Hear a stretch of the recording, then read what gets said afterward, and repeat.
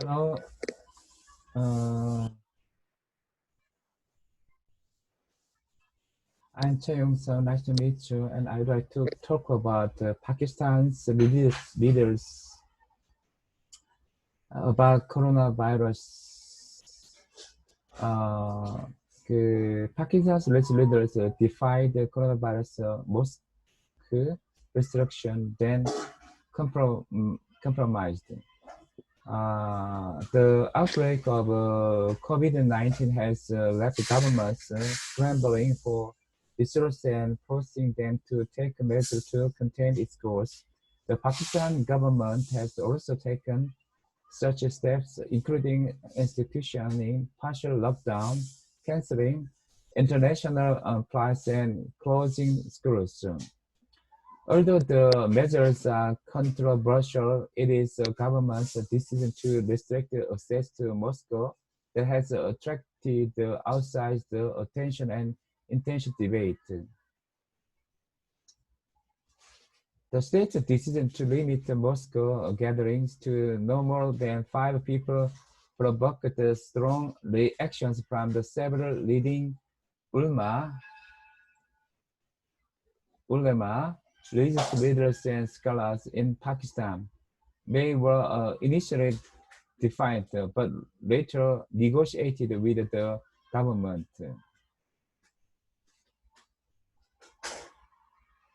So I would like to say about the theism and modern culture.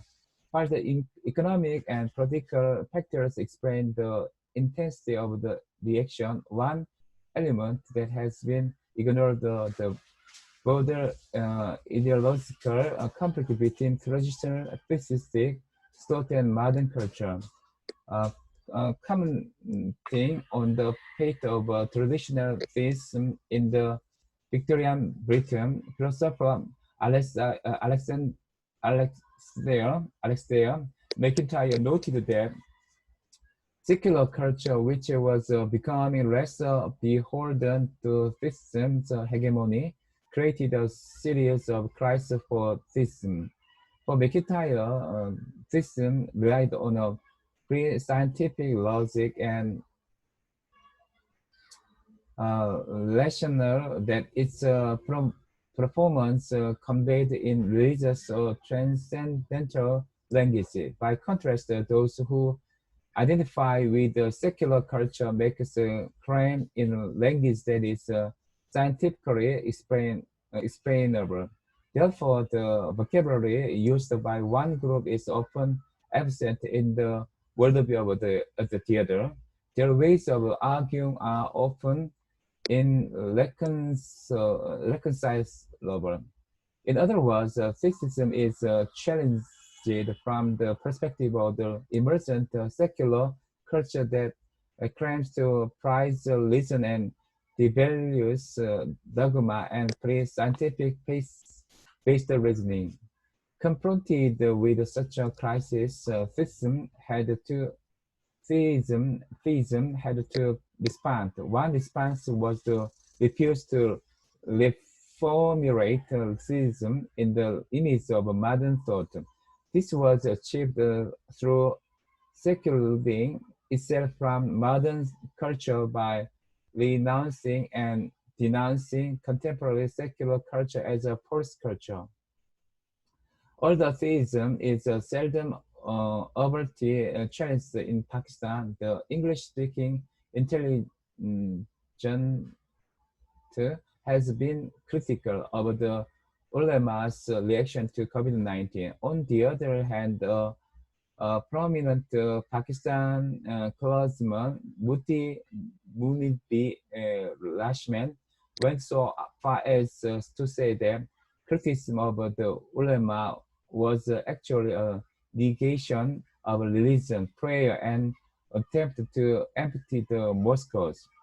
Uh, Munib Rema and others like him were attempting to refute and reject the progressive claim the superiority. They refused to reconceptualize religion on the terms set by Pakistan progressive culture.